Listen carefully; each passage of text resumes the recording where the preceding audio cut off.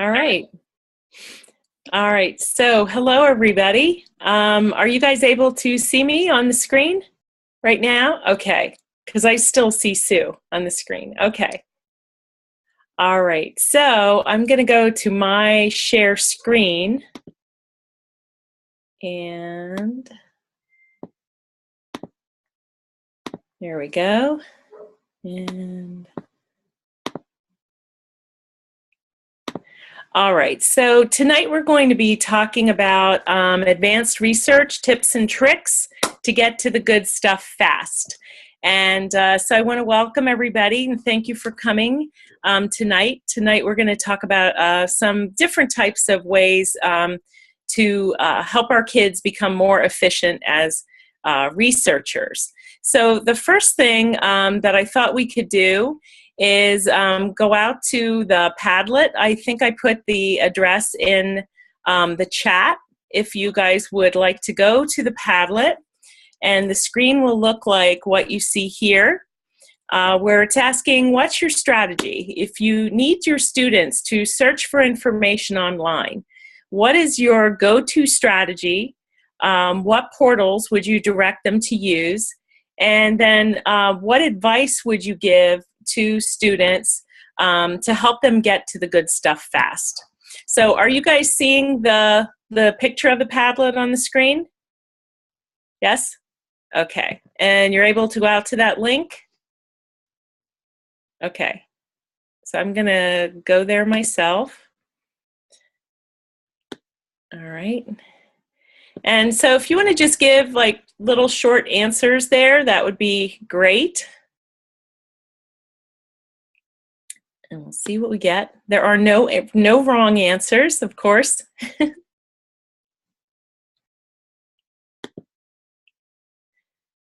All right, so. I don't see where to enter answers. Oh, you just click on the screen. And like double click anywhere on the screen, and then under each question, you can put your answers there.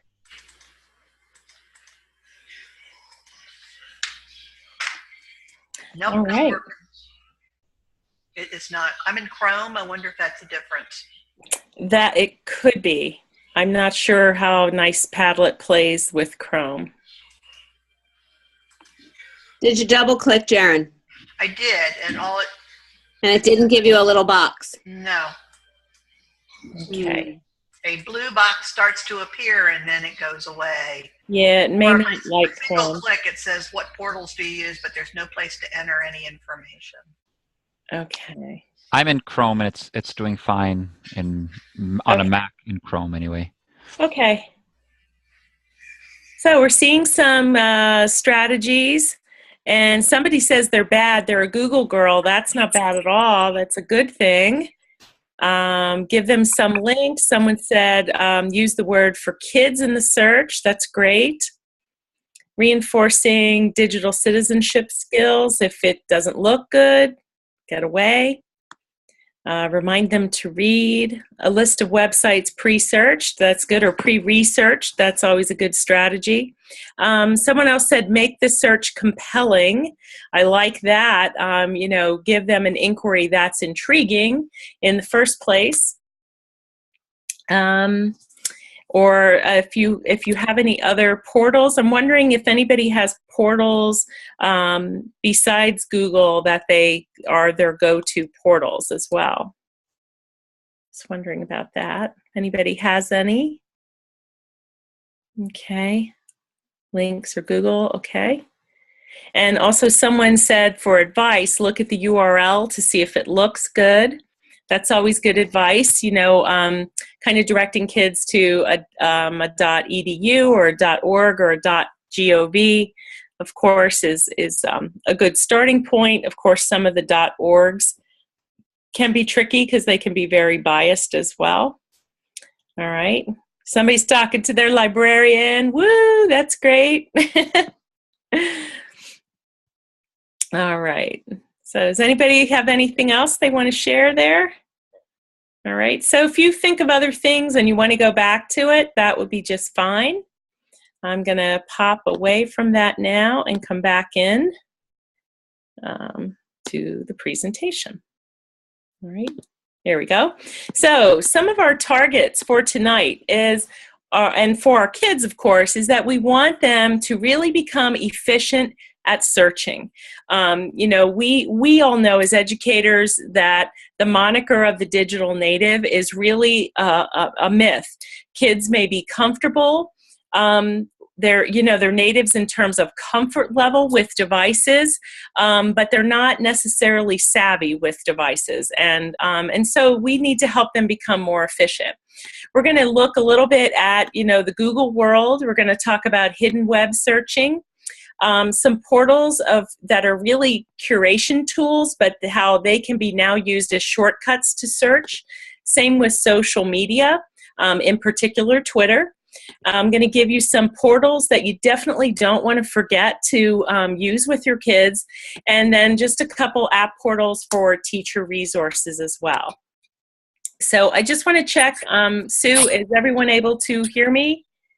Okay, all right, great. Okay, so first we want to make sure that we're thinking outside of the Google box. And so here on the screen you can see that there are many other portals that you can use, from Bing to Sweet Search to Wolfram Alpha, which is fantastic for the maths and sciences as well. I'm just curious if are there any folks who love to use Bing or Sweet Search as their regular kind of thing, or Wolfram Alpha. And by the way, what you're seeing there for each of these, you see the little search widget. So for every one of these search engines, you can go out and grab the embed code for the widget, and so you could put that right on your own portal. One to definitely know about is the Digital Public Library of America, the DPLA. It's relatively new. It's only been around for maybe 4 or 5 years. But what the DPLA is doing is they are going out and collecting all of these.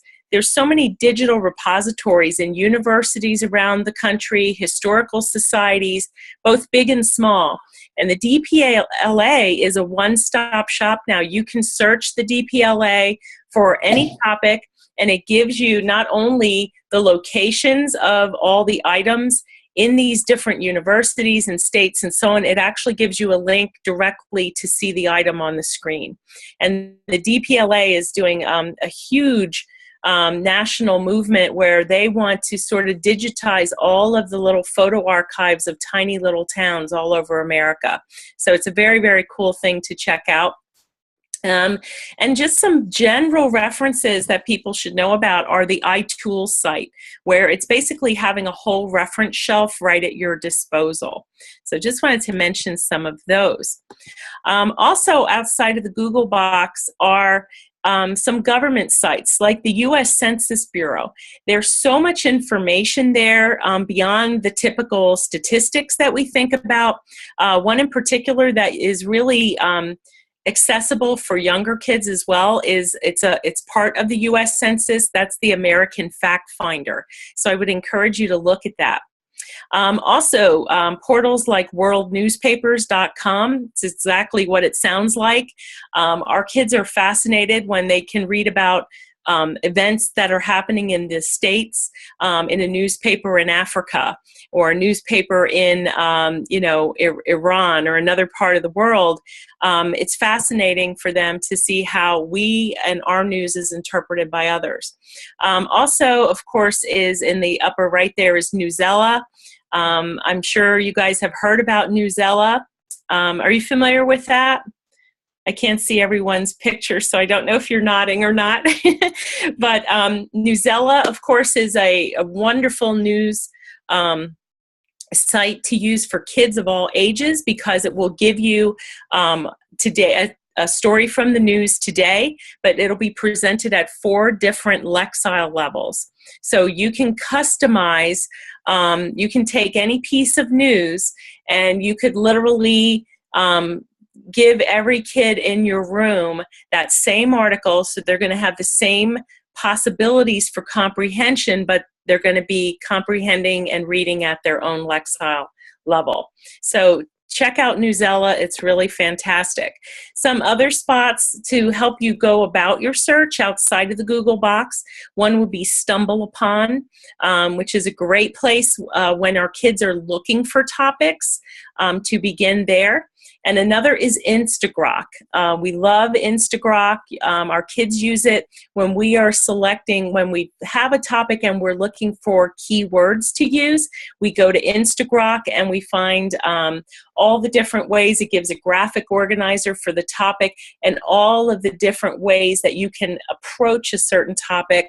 It allows you to pin websites, videos, and so on right onto your organizer. And then with the click of one button that says journal, it takes that whole graphic organizer, all the websites, everything on it, and puts it into a notebook form for the kids so they can just take that and go. Some others for basic statistics that are really fascinating. Nation Master allows you to select any 2 countries in the world and compare them on hundreds of different categories. And we use that constantly. The Worldometer, I have teachers in the elementaries who will even use the Worldometer because it's showing you the world statistics in live time. So you're seeing numbers of births and deaths as they're happening. And Gapminder is another excellent tool to use with kids because it'll give statistics about the whole world, but it does it in a scatter plot form. So these are some other search portals not to forget. In addition, 2 of the biggies that are so fabulous and so overlooked by many, many teachers. One, of course, is the LOC, the Library of Congress. The Library of Congress is not just for history teachers, folks. There's so much good stuff there that you can tap into. Just fabulous resources for teachers. And likewise, the Smithsonian. Their motto is seriously amazing, and they truly live up to that. Their portal for teachers is phenomenal. It's chock full of lesson plans, all kinds of great stuff. Okay, so in the Google world, of course, the big hitters are the Google Advanced Screen, the Books Online, and of course, Google Scholar. So I'm sure everyone has probably heard of all 3 of these. So we're going to talk about Google Advanced first. Google Advanced is wonderful. You always get to it by either just Googling Google Advanced or hit the little wheel in the upper corner. But it allows you to limit your search for more accurate results. You can do all types of search combos, as you can see there on the right. You can put in exact phrasing, any words, none words. So basically it takes care of the Boolean operators for you. It also then allows you to narrow things down by languages, or we like to use with our kids last update. And we have our kids search for sites on their topic that were only put up in the last week or the last 24 hours. And that way they know they get the most up-to-date things. You can search by reading level, file type, usage rights when you're looking for Creative Commons and materials that they can reuse. So we're going to talk about these a little bit. And of course, the usage right, of course, is all the different filtering that you can have depending on what your kids want to do. So it's a very simple way that they can be in the Google world and still automatically being good digital citizens and understanding the use of other people's intellectual property. Okay, so let's say we're playing with Google Advanced. So I do my basic Google search first. So I put in the other day the Iran nuclear deal. And of course I got the 76.9 usual millions of results that I'm not going to look at more than one page. When I survey my kids, I would say I might have less than 5% that go beyond the first or second page of Google results. And unfortunately, some of the best stuff is tucked on page 35, and you never get to it. So when I do the same search in Google Advanced, and this is the advanced screen, and I put it in now as the exact word or phrase. And of course, I could do this using quotation marks as well. All right. Oops, hang on a second. So here's the exact word or phrase. And then I tell it I only want to have a website come back to me if the terms are in the actual title of the site. And so it uses the phrase all in title and a colon, and then look at, I'm going from 76.9 million down to 71,000. It's still a lot. However, what it's returning is going to be more appropriate to the search that we're doing. So then I can filter it even more by saying I only want stuff from the last 24 hours, and I get a page with about 10 or 12 things. So now my kids have really up-to-date stuff that I want them to have. So that's just a quick run through with Google Advanced. I can also do the file type and tell it only give me a PDF, and then that's all it will return. So of course we have our kids talk about what's the value of having a PDF, what kind of documents are put into this format online. And so they tend to simply or quickly see that many times, you know, these would be governmental documents or news documents or things that are prepared for classes and so on that have already been put into the portable document format. And so our kids understand that. They could also search just for PowerPoints, which they do that routinely as part of their searching because PowerPoints probably were prepared by teachers, professors, speakers at conferences, and so they're getting to things that are more useful. And so again, you have lots of advanced search filters to use, including reading level. And again, that reading level, a lot of our teachers at my school tend to overlook that. They really need to use it so that they're helping differentiate those materials that they're suggesting to kids. So it makes it really handy. So here you can see for around nuclear, if I wanted basic, I could just click on the word basic. It will take me to just those basic reading levels or intermediate to get to those slightly higher reading levels. Okay, so again, these are just the file types that I can limit to in Google Advanced. Some of our teachers find really amazing things when they search and they filter just by Google Earth results. They find amazing things they never expected. Or they search only for Excel, and they're amazed at the amount of data that's there, like data sets ready to go and use in class. So those are just some things you can do. So very quickly, for the Google Power users out there, you can either go to the advanced page, or if you know what you want, you can use the shortcuts like all in title, all right, or in title, all right, or all in the URL. And so if I put BBC News all in the URL, every URL that has those terms is going to come up. Same thing with text. If I want my terms to be all in the text or just in the text. So here I'm searching for John Lennon, and in the text must be the term Liverpool. So then I'm probably going to be looking for the early days of the Beatles and biographical kind of stuff. And you can, of course, search within a site. And this is a cool little trick because sometimes we'll say, oh, I know I saw this on such and such a site, but I don't remember exactly what it was. So in this case, if you look at the search window, we're searching for recipes that appeared on the Guardian website. And so it narrows it down very, very quickly to what I want specifically. Again, here's file type. That's the example that we just used. And if I use that screen, of course, on the Google Advanced page, it does this automatically. All right. The other one that I try to remind my teachers of a lot is to use the related term. And notice it's just related, a colon, and then you put in the name of the website that you want something similar to, and it goes and finds it for you. So I think the related is one of my favorite little Google Power tricks that you can do. Of course, exact phrase can go in the exact phrase box in Google Advanced, or you can simply use quotes. You can also take things out of your search term, of course, by using the minus sign. All right. Whoops, hold on. And of course, you can just use the word or, the typical Boolean operators, but it really does shorten the amount of results that you have to deal with. Okay, you can also use the shortcut word location. So if I want to just have information about Prince George when he was in Auckland, I can do that. All right.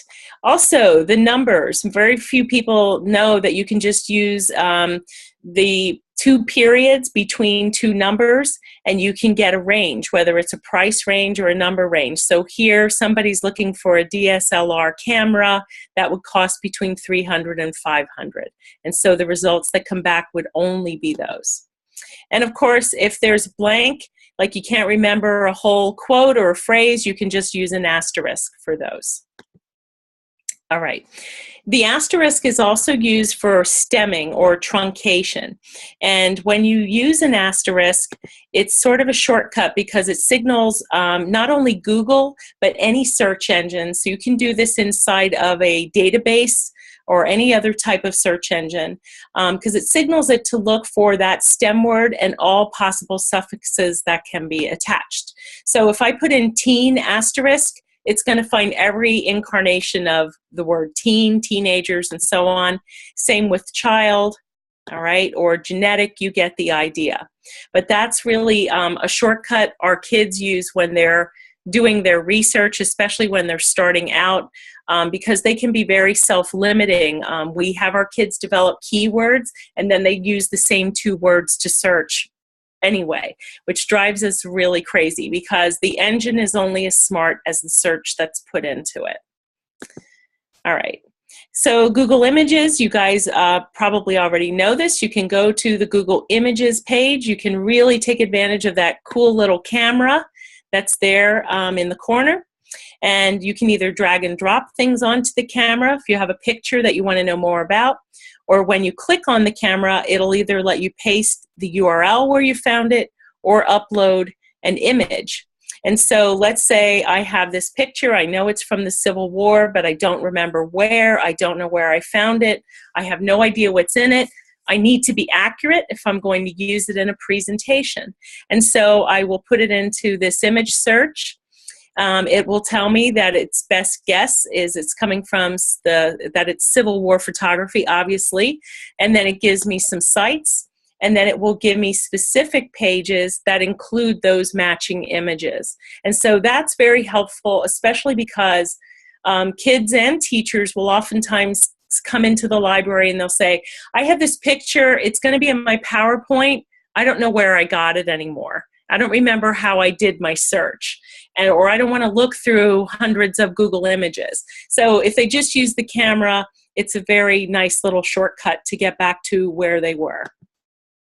Okay, and of course, you can filter your images by the little notes there in the bottom left as well, making it very helpful. Of course, you guys are probably familiar with, there's many, many apps out there that you can use. Google Goggles is one where you can search by taking a picture with your phone. What I think is really cool with that, you can take the picture of text and it will translate the text for you. So incredibly, incredibly powerful. Of course, there are other apps that do this as well, like CamFind, and so on. So there's so many ways to do shortcut searching with a lot of the new apps that are there. Another, while we're still in the Google world, Google Trends is another topic, another site rather, that I'm trying to get my kids to use more and more because it can really help them get a better grasp on their research topics. So when you go to Google Trends, it'll tell you whatever is trending now, you know, the day that you happen to be looking at it. This was a couple days ago. And it will also tell you what's currently trending on YouTube at that moment. All right, and then you can put your search in. So the other day I searched for standardized testing, and it will show you the interest people have had in that topic over time, obviously based on the number of queries that go into Google for that. So you can trace, and you can see there's years across that little graph, and so you can trace the interest people have had in the topic. And you can also see regional interest, okay, with the standardized testing as well. So obviously, we're very, very, very interested in it in the United States. Here's the other thing, though, that I use this for to help my kids. They are not great at coming up with keywords. They don't like to think outside of the exact term that's in their mind. So if we go to Google Trends and we put their query in, we can see how other people have searched for the same topic. And that's really powerful as a way to help our kids understand that they need to expand their search terms. Okay, and Google Books. You guys are probably very well familiar with Google Books. It's a great tool for teachers and for kids. You can, of course, get full text searching.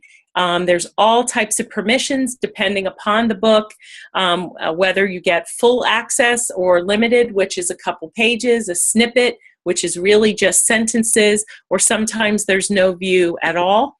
And of course, you can find links to any lending libraries and purchasing opportunities. Of course, Amazon and Barnes & Noble are all over that. It's very simple to use. The reader is very simple to navigate through the table of contents.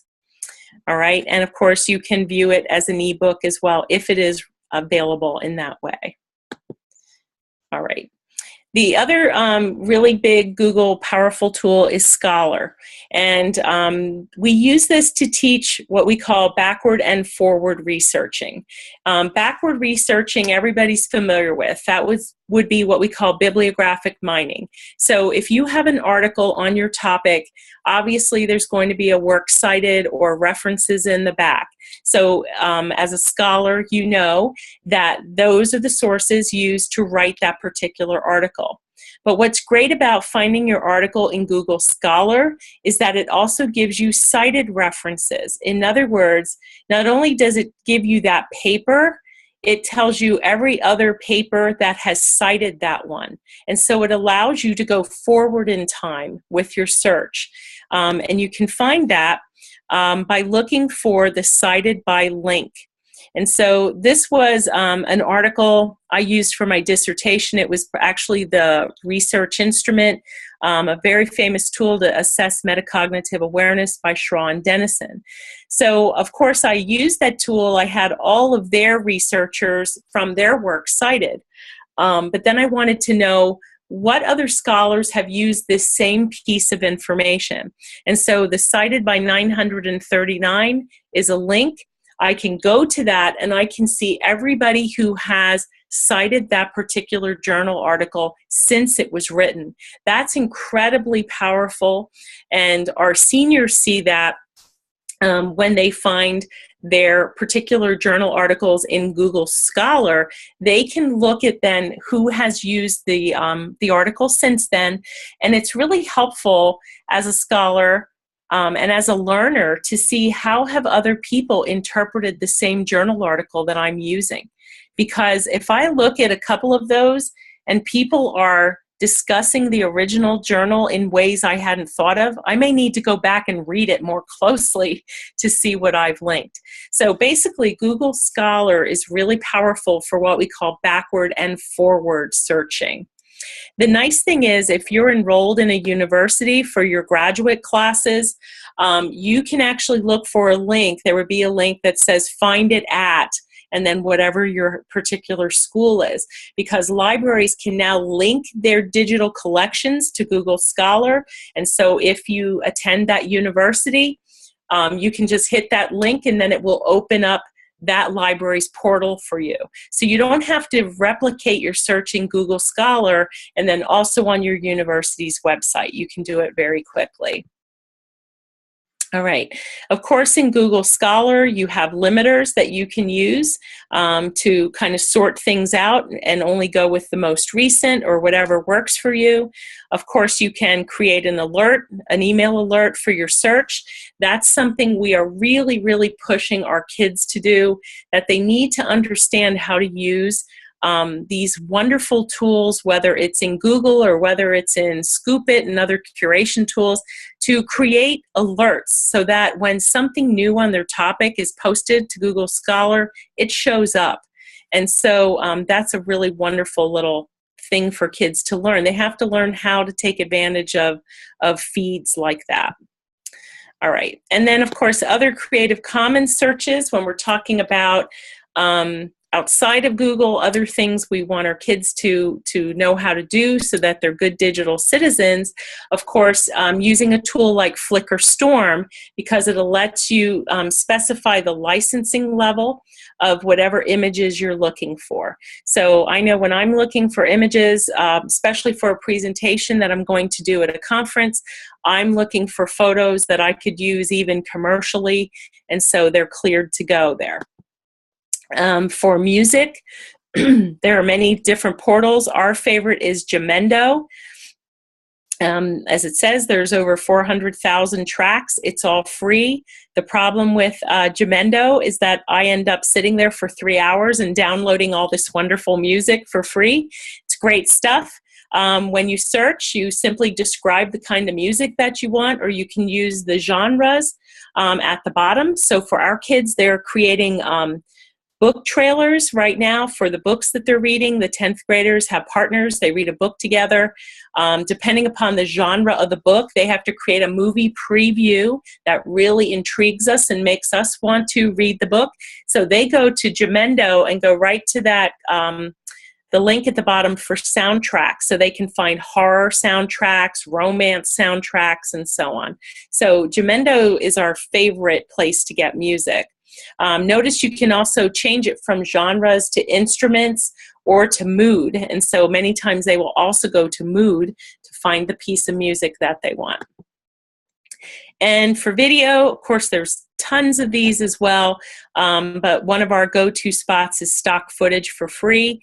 Our kids love this. If you just need footage real quick of a plane taking off or a building falling to the ground or, you know, a sunset, just those little tiny video clips to incorporate into your own videos, there you go. So having our kids be aware and our teachers be aware of these other portals, especially to get to things that are licensed for Creative Commons, is another great shortcut.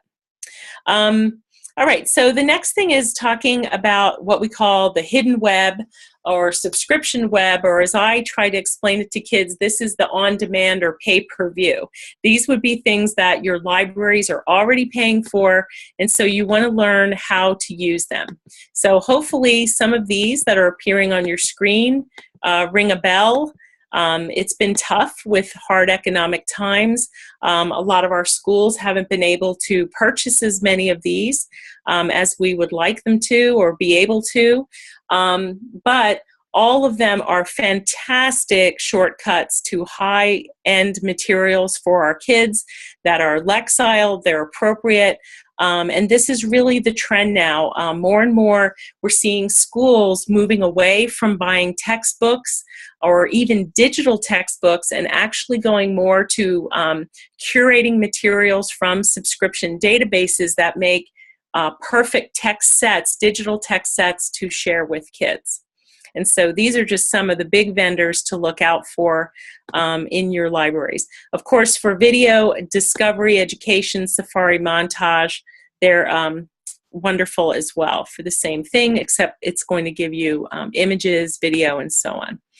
And all of your libraries should have a tool like Destiny Quest. Destiny is the most often used library management system, and it also is a shortcut for your kids. They can do some real power searching there to get to these particular subscription sites, depending upon how well your library has set that up. All right, so I'm just going to talk about one subscription service, and I chose EBSCO because EBSCO is the biggest. It's available for free to all Pennsylvania schools anyway. It's available in a limited way through Power Library, and it is pretty much accepted and used at every university. So when you go into EBSCO and do your search, here I did a search for green energy. One of the things our kids overlook is that they can always select a field that they want to search in. And so, we explain to them, these are the fields, author, title, text, and so on. And I very frequently will tell them to do their search only for the abstract. And that means because if your term is in the abstract, then odds are the article is pretty much about your term very specifically. Then, of course, you can go to limiters. You can limit to full text, peer reviewed, you can limit by date, you can limit by source type. All right, and then you can also limit by subject. So a database that's very powerful is going to give you all the related subject areas, and the numbers that you see behind those are the numbers of articles that it found on that particular topic. So this also helps our kids expand their ability to develop keywords for searching. So let's say this is the article that we pulled up. Obviously, everything that is blue is a hyperlink. And note, please, also that the Lexile level is given there. That's very useful when we're putting digital text sets together for students and teachers. We want to make sure we're pulling things in at the right reading levels for that class. And of course, the subjects, again, expand our kids' knowledge of the other search terms they should be using. And of course, they're all hyperlinks as well, so they could go directly to those particular searches. In addition, I think over here on the side, you could also see that there were other things you can use to use in your search. You can send things directly to your citation. You can email, you can add to folder, you can add sticky notes right in EBSCO and export them out so kids can be taking notes right on the screen. They don't have to print the whole thing out if they don't want to. And of course, they can also listen. They can have the article read to them in an American accent, a British accent, even an Australian accent showed up in the last couple years, which is pretty cool. And of course, so I'm hearing what sounds like Crocodile Dundee in my library all the time because everybody wants the Australian accent. So that's a lot of fun. All right, so here's a little look again at our search. Again, if I do the basic search and I didn't specify a field, I got over 47,000 articles. I don't want to look at that many. I always tell the kids, I know you have time to look at that many, but I don't. I need to be, I'm way lazier than you guys. I just want to get to the good stuff fast.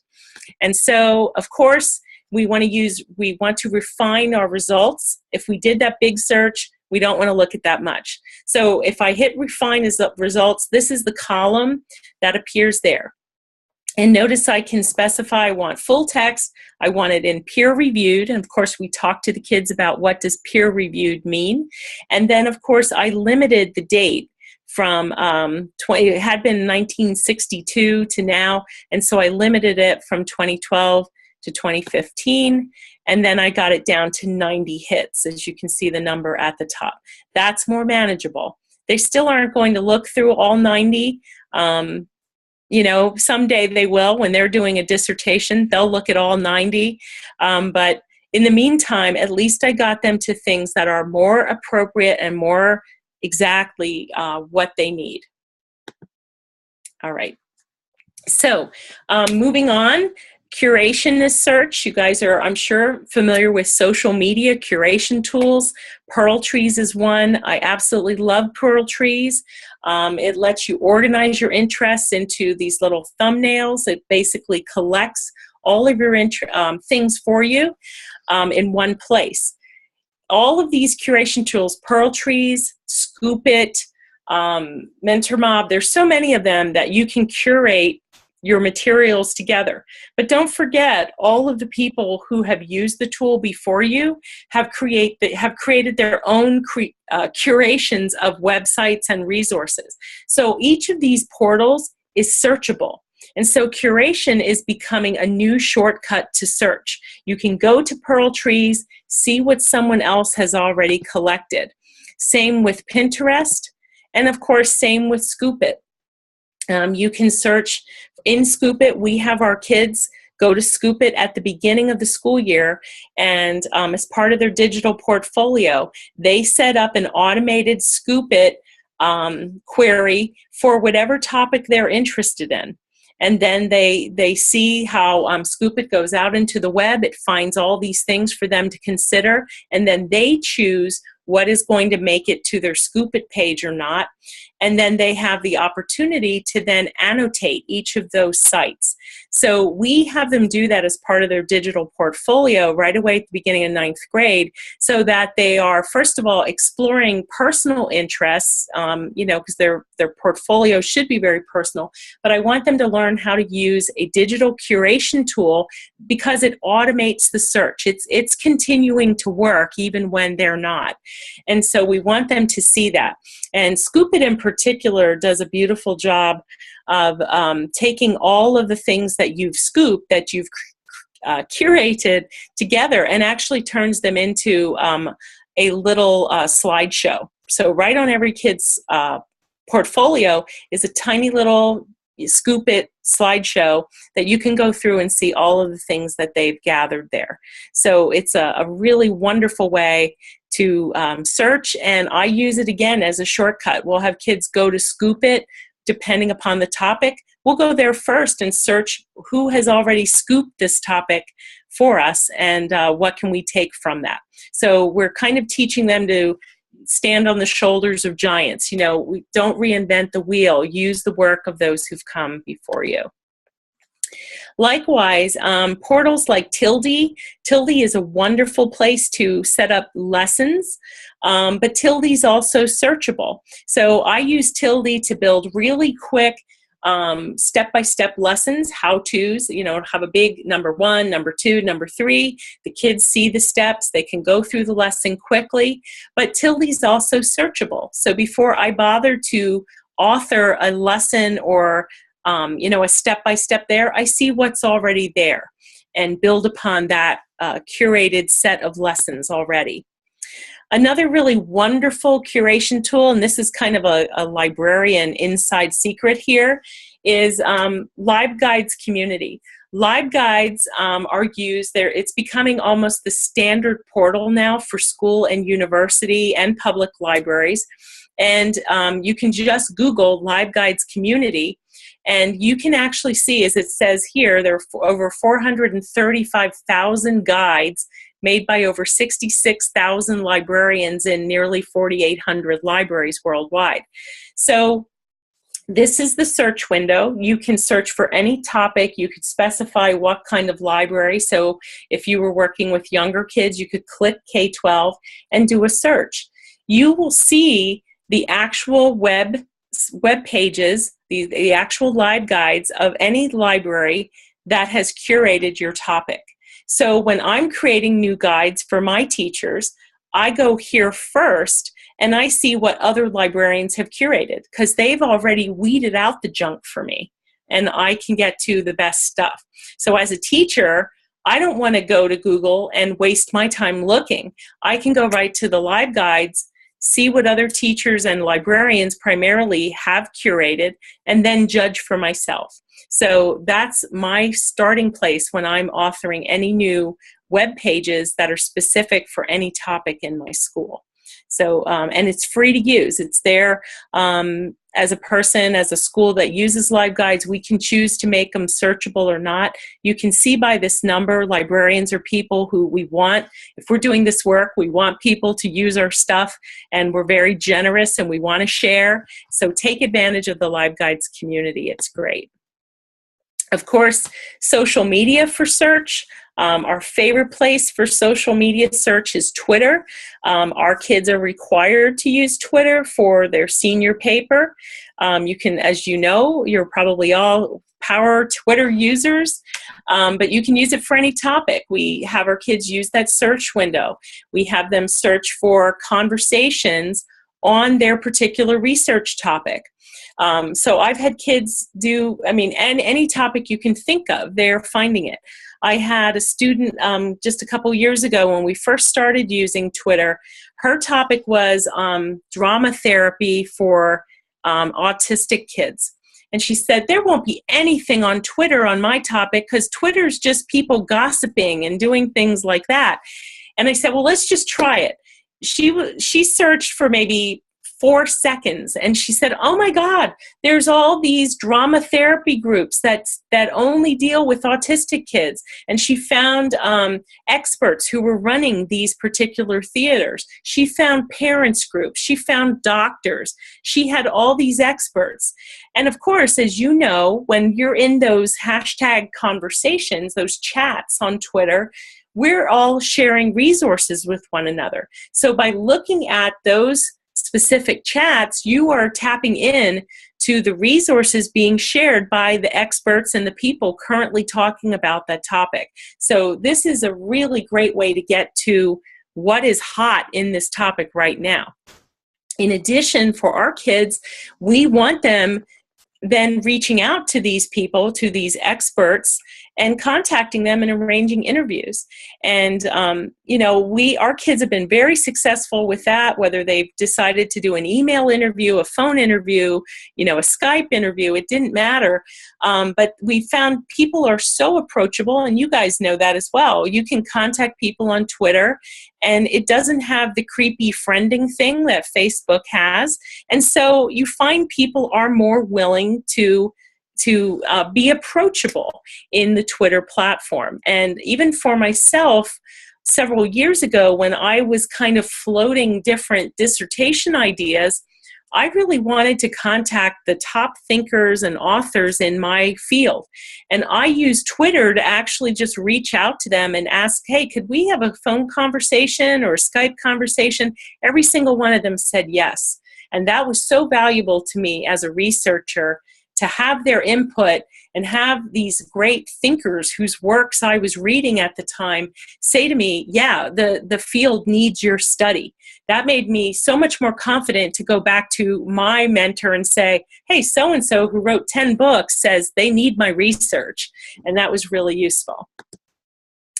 And then finally, for teaching resources, there are so many excellent portals to get to find perfect teaching apps and lessons. These are just a few that I have on pages for the teachers in my school district. These are some that we routinely would send them to when they're looking for new apps to check out. We particularly like App Ed Review and Balefire labs, so check those out. They're really wonderful. Of course, Connected Classrooms, you guys are probably aware of that through Google+, is another great teaching resource. And again, these particular portals are really shortcuts to search. They're shortcuts to getting you to what you need in particular, whether it's a lesson, a new app, or so on. All right, so that's pretty much it. I think I may have gone over a few minutes, Sue. I'm so sorry. I was trying to go as fast as I could. Brenda, that was like mind-boggling from the very first minute. There were so many great things in there. And I don't know if you were able to follow, but several questions came up in the chat. Okay, so, I'm sorry, I don't have the chat open. Let me. Okay, would it help if can you get the chat open, or? Yeah, let me come to. We can get some of those, and then if anybody else has any other questions that come to mind. I'm trying to get, oh no, wait, here I need to come up to stop share. There we go. And let me get to the chat. All right, so sorry about that because I was so focused on. Oh, no. That's fine. You did a great job. And okay. One of the big questions was, is there a list somewhere of the things that you put in here? And I said, we are recording this, but yeah. I would be glad to put that together. And then, Sue, I could just email that to you if you want. I'll actually. Well, we can put it in like a doc, and then people can continue to add to it. We'll send it out to them somehow to the webinar. I'll do that. I'll just basically make it a simple table, and I'll put the icon for each of the sources that I talked about, and then next to it, I'll make the icon a hyperlink, and then next to it, I'll just put a brief description. If that would be something that would be useful. That would be. I'm thinking everybody was kind of, it was just so much, and it would even just a nice list. I mean, we don't want to make a whole lot more work for you here, but no, it's not a problem at all. Oh, this is great, Jaren. You stumble upon, but yeah, it's amazing. Sometimes we do use some of these tools and we don't really think about how to leverage that with kids. And so, it's very, very exciting. And especially, I just touched on the curation tools and the teacher resources and social media. I only talked about Twitter, but the curation tools in particular, last year, well, for about 14 months, my buddy Joyce Valenza and I did a lot of research into how all different kinds of libraries are leveraging curation tools for their library patrons. And I mean, it's incredible the amount of creativity and how people are really tweaking these apps and using them with their kids. So I've been very, very excited, to do that with our kids. Now, I see somebody also said, Jim noted, Pearl Trees, some districts block it. They also, some block Scoopit. And I think what the issue is here, we had actually just had a discussion about this at a board meeting recently. It was a very friendly discussion, but that the fact is, as we all know, pretty much all media is social now. YouTube is social. Scoopit is social. I can talk to anybody else who's on there pretty much very, very easily. And so that's why you're seeing these tools become blocked. That's unfortunate, because our kids really have to learn how to leverage these. And so, when our kids go back and they use Scoopit for research and they come back the next day and there's 50 or 75 more sites that could relate to their topic, they're thrilled because all of a sudden they see that the 5 minutes it took for them to set up that scoop has paid off in spades. They're getting all this great stuff without doing any work. So I'm just kind of looking through. Thank you all for the very lovely comments. And I will make a list. And the Flickr, I'm trying to think too, we use Flickr Storm. So that may be a way around it. I'm not sure if that would still be blocked. I'm not sure if Bing has that CC filter yet either. I'd have to go play with that. Just see what else. Yeah, Gapminder's awesome, Jaren. And so, okay. Oh, DPLA, Digital Public Library of America, is incredible. And I really urge you to take a look at that. You can just Google DPLA. It's really fantastic. They have people, in fact, if you have kids who want, or other teachers who like to design apps, DPLA allows people to design apps to go with the website. So there's somebody designed an app that just randomly pulls up an interesting picture every day or so, and there's so many cool things out there to explore. But DPLA is cool, and you're going to be hearing more about it, I think, in the next few years. Wolfram Alpha, amazing site to use as well. And related to the Digital Public Library of America, like the other day, just for kicks, I went in and I searched for Kutztown. I'm like, let's see what's in here. Well, I assumed I would get stuff from Kutztown University or, from the Harrisburg, from some of the state archives. That most of the stuff I got was held in other states, which really blew me away that, what would they need about Kutztown, Pennsylvania?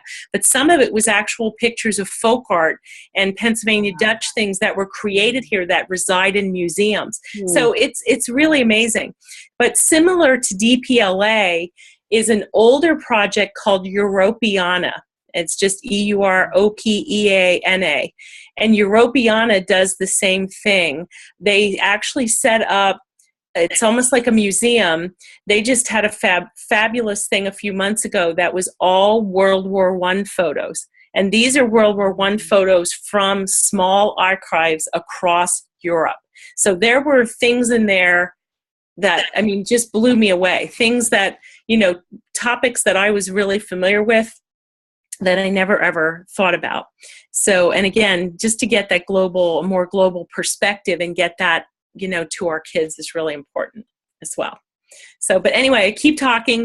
I'm so sorry. Thank you all. No, that's great. Audience. And I would like to point out one more thing to everybody. Brenda teaches a course for us for librarians. So if you get a chance to pass this on to your librarian, she will be teaching it again in September.